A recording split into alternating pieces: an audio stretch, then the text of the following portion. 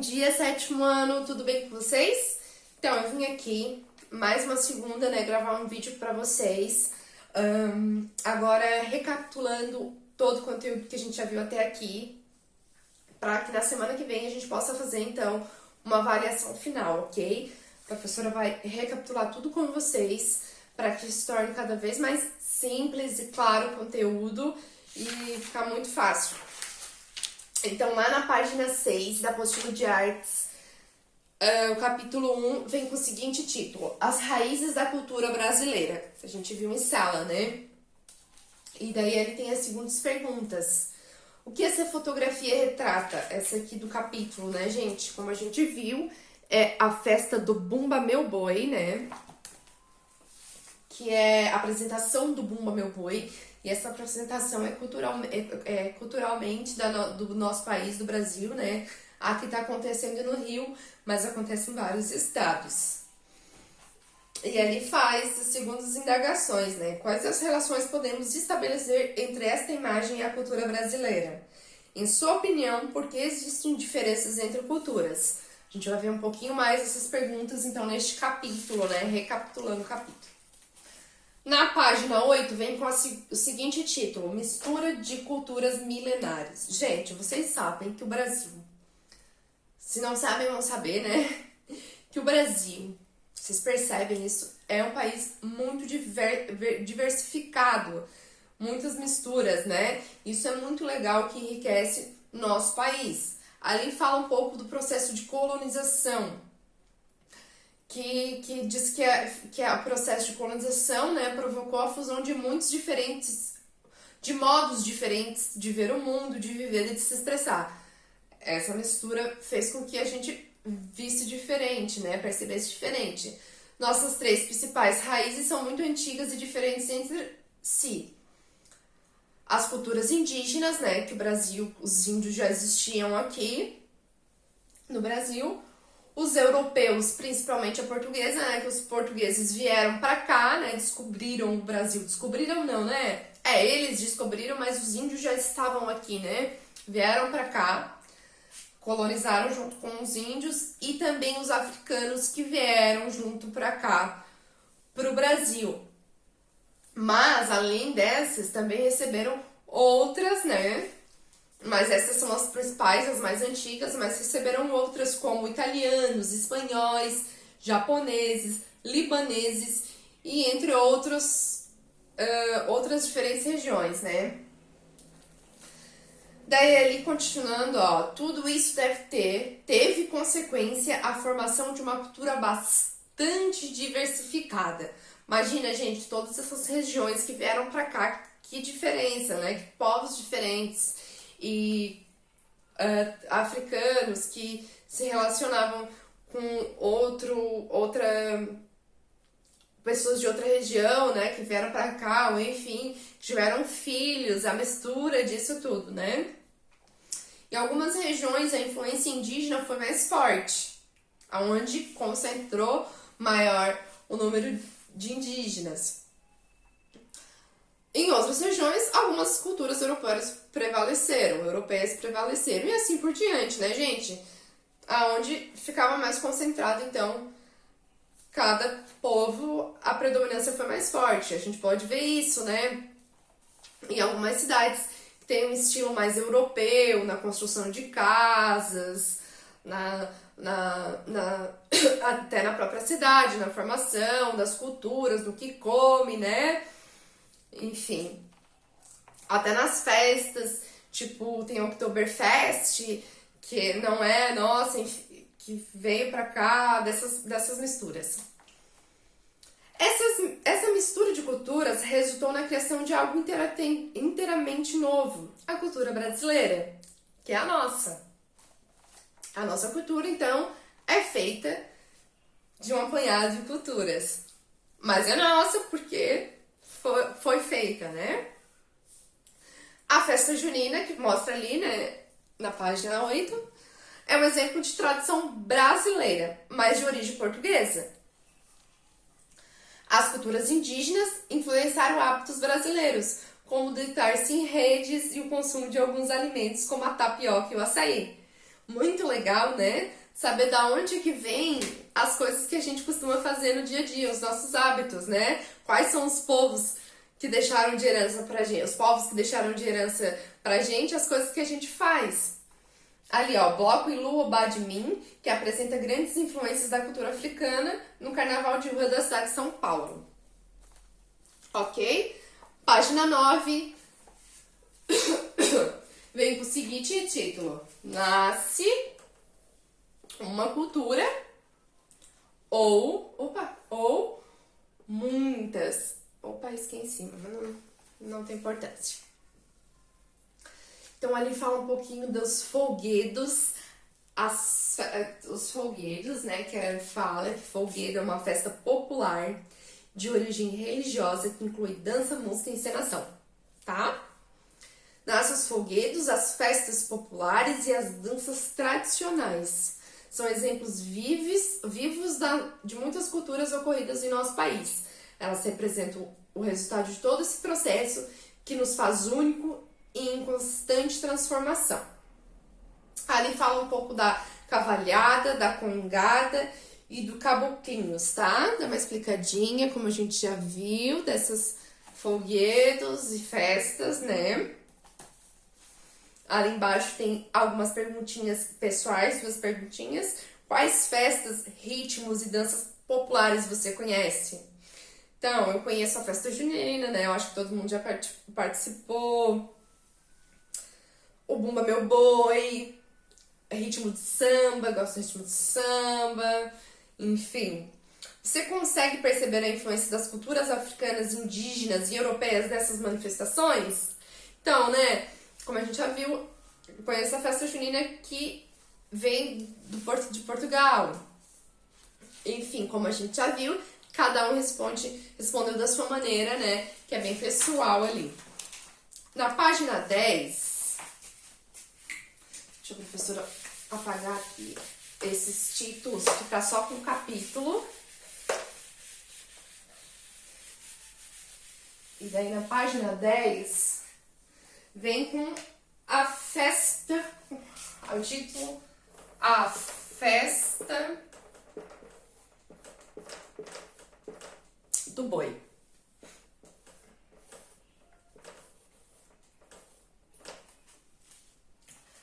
Então, como a gente viu o que é folguedo ali, né? Que é uma festa popular de origem religiosa, que inclui dança, música e encenação. Então, a festa do boi, ela é um folguedo, um dos folguedos, né, mais populares do Brasil, que é uma festa religiosa, que inclui encenação, música, dança. É a festa do boi. É ele que ilustra a abertura deste capítulo, aquela foto. Cada região onde é comemorada, como a professora falou, né, cada estado comemora este folguedo. A festa possui variações em seu enredo, figurino, dança e música. A festa do boi representa, já na sua origem, uma mistura das culturas que formaram a dos europeus, dos africanos e dos indígenas. Aqui é o Bumba Meu Boi, né? A festa do Bumba Meu Boi, aqui tem, que é o boi, tem a cobra e pessoas tocando, é bem legal. Outra característica que muda de acordo com a região onde a festa acontece é seu nome. No Amazonas, ela é conhecida como Boi Bumbá. No Maranhão, como Bumba Meu Boi. No Rio de Janeiro, como Boi Pitadinho. Ah, e aqui em Santa Catarina não é Bumba Meu Boi, é o Boi de Mamão. Verdade. Aqui é conhecido como Boi de Mamão. E é bem legal, bem... Ela não é tão grande assim como é no Amazonas, que tem uma festa muito grande. Mas aqui em Santa Catarina é como Boi de Mamão. Professoras... Teve um equívoco aqui.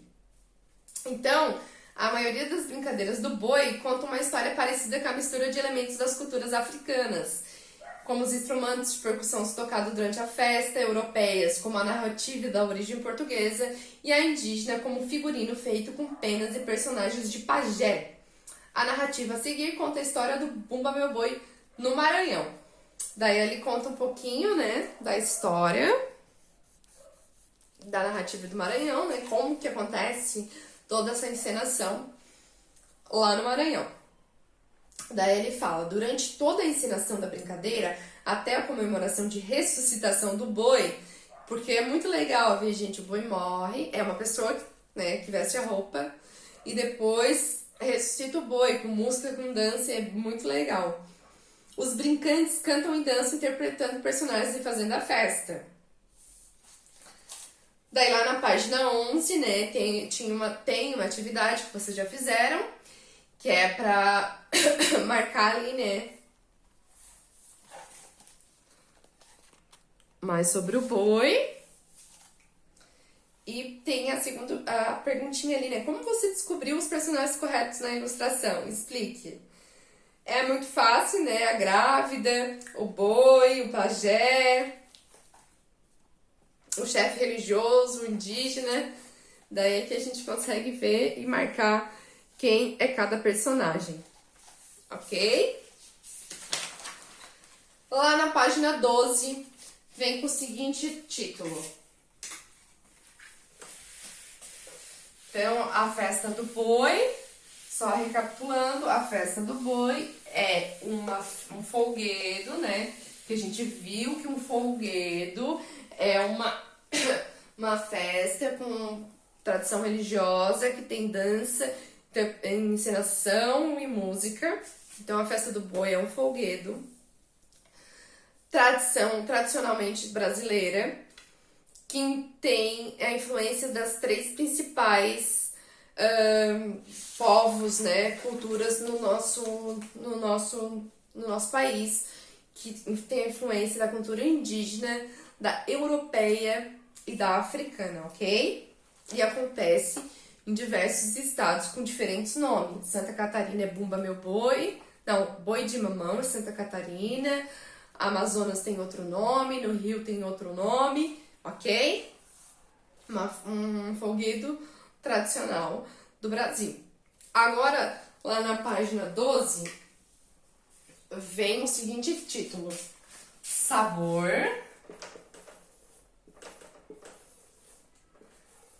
brasileiro.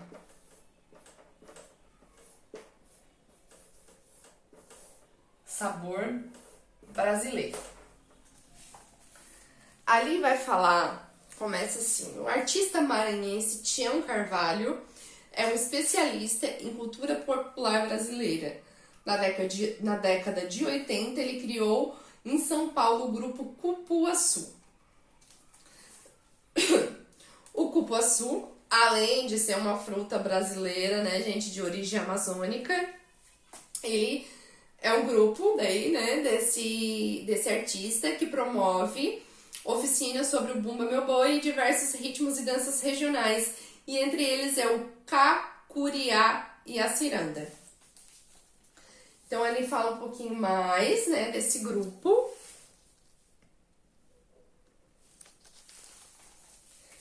E sobre as oficinas que são feitas pelo grupo, ok? E lá na página 13,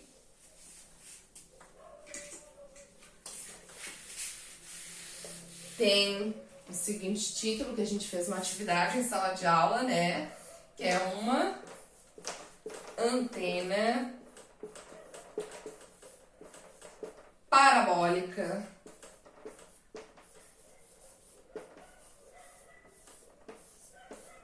na lama que vocês tiveram que representar esse título, né? Através de uma produção de desenho. Ali fala um pouco sobre o movimento cultural na cidade de Recife, que aconteceu na década de 90, lá em Pernambuco, aonde começou a trazer novos sentidos para as tradições populares regionais de lá, né? Então, a gente falou um pouco mais sobre o Mangue Beach, E tem o mangue como símbolo do Mangue Beach, né? Para quem não sabe, mangue é ecossistema de transição entre os ambientes terrestres e marinho, caracterizado por áreas alagadiças, que é tipo um lamaçal, né? Onde o pessoal cata caranguejo. Quem já viu, não sei, mas o pessoal vai de luva nesses mangues e, enfim, é areia com água, assim, bastante lama mesmo.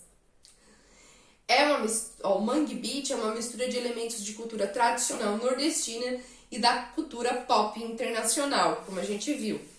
Assim, nas músicas do Mangue Beach estão misturados maracatu, coco, pop, rock, hip hop, música eletrônica e entre outros gêneros musicais. Dezenas de bandas do Mangue Beach foram formadas na década de 90 e uma das maiores representativas do movimento foi o Chic Size na Nação Zumbi. A gente viu aqui um cantor, né? Particularmente eu adoro Nação Zumbi. Gostava muito do Chico. Ele já faleceu novo, né? Mas ele era um dos artistas que mais representavam isso, né? Ele e o seu grupo. O líder da banda, Francisco de Assis França, ou Chic Size, foi um dos grandes porta-vozes do movimento que inspirou a produção artística pernambucana em diversas áreas e como a moda e o cinema. Como a gente viu, né? Ele foi um dos maiores e mais conhecidos, então, do Mangue Beach, dessa modalidade de misturar várias representações de música numa só. O maracatu, hip hop, muito legal, muito diversificada as músicas do Nação Zumbi na época que ele estava à frente, né? Tanto que ele tem uma música que é o Maracatu Atômico, que não é dele, né, de Gilberto Gil, mas ele trouxe pra banda e ficou super conhecido, então, na voz do Chico. Ali embaixo, então, tinha atividade que era pra vocês representarem, que diz que fala, né, que a antena parabólica é um aparelho que recebe ondas e é geralmente utilizada para captar canais de televisão. Em sua opinião, o que significa a metáfora criada pelo movimento Mangue Beach? Uma parabólica na lama. A gente conversou um pouquinho, né, que o Nordeste, com o Mangue Beach, estava tentando, então, externar, né, a parabólica, buscar sinais com o resto do país e do mundo, né, e ter essa troca. Então, o que essa metáfora, esse título queria dizer, né? Uma antena parabólica na lama, né? O que estava querendo dizer? Do Mangue Beach, o que é o Mangue Beach, né? Você expliquei para vocês, que era essa lama, tal, original lá, e essa antena parabólica na lama, né? Buscando os sinais com o resto do mundo. Daí vocês fizeram produções de vocês, cada uma fez a sua. E daí lá na página 14 traz o Rap na Aldeia, que vocês conheceram um pouquinho, né? Que é um grupo indígena que faz rap. Aqui responderam ali um pouco sobre o grupo, onde perguntava assim, ó, o que você acha da mistura cultural promovida pelo Bro MCs? Que é o grupo de indígena, eles têm até o cocar, tudo certinho, né? São indígenas fazendo rap. Ana B, voz indígena é a voz de agora? O que você acha que esse verso quer dizer? Então, gente, o que esse verso quer dizer? Voz indígena é a voz de agora? Hein? Quer buscar essa representatividade indígena na nossa cultura, né? Porque eles falam que o rap não é somente do pessoal que vem de periferia, negro, que todo mundo pode cantar rap, e os MCs indígenas querem falar, querem ter voz, querem mostrar a cultura, né, gente? Porque a gente sabe que tem preconceito, e é totalmente possível o indígena estar incluído, estar inserido na nossa sociedade, né? Tem até pessoas que falam, mas o índio usa celular, não é índio, gente. Nossos índios, eles se atualizaram e mudaram igual a gente, né? Para ser índio não precisa viver no meio do mato. Tanto que a gente também evoluiu, eles também evoluíram, continua sendo índio. Que outros grupos musicais de rap você conhece? Daí vocês falaram a opinião de vocês, né? Mas enfim, aqui nessas duas páginas, na 14 e na 15, quer mostrar um pouco da cultura indígena, essa valorização da cultura e falar um pouco que os indígenas querem ter voz, estão na ativa, querem ser, então, vistos, né? Ter representatividade. Página 16 vem com um olhar estrangeiro. Deixa eu anotar aqui. Então,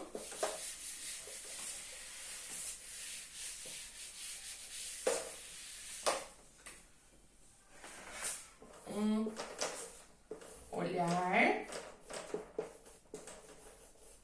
estrangeiro.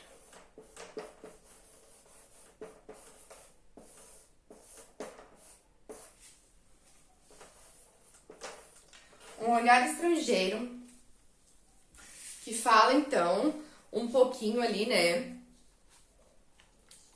Fala assim que de 1630, só botar aqui, a 1600. Ai, gente, tem alguém querendo ver vocês, querendo dar um oi pra vocês. Olha aqui, é a Madalena.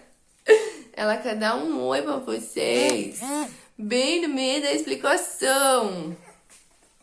Então, voltando ali, um olhar estrangeiro. Na página 16, fala um pouquinho. De 1630 a 1654, uma parte do território do Nordeste brasileiro ficou sob domínio dos holandeses. Durante o governo de Maurício de Nassau, foram feitas várias mudanças na administração da região. Uma das novidades foi a vinda de uma comitiva de cientistas e artistas holandeses ao país, que tinham a intenção de pesquisar e representar a natureza brasileira e seus habitantes. Daí ele fala um pouquinho, né? E traz uma figura, uma representação ali, né? Da figura. E tem as seguintes perguntas que vocês já responderam. Você consegue identificar o que ele tem nas mãos e na cintura? Em sua opinião, por que o artista retratou elementos africanos como tamareira e a presa de elefante nessa representação sobre o Brasil? Então, o que ele traz na cintura ali, né, gente?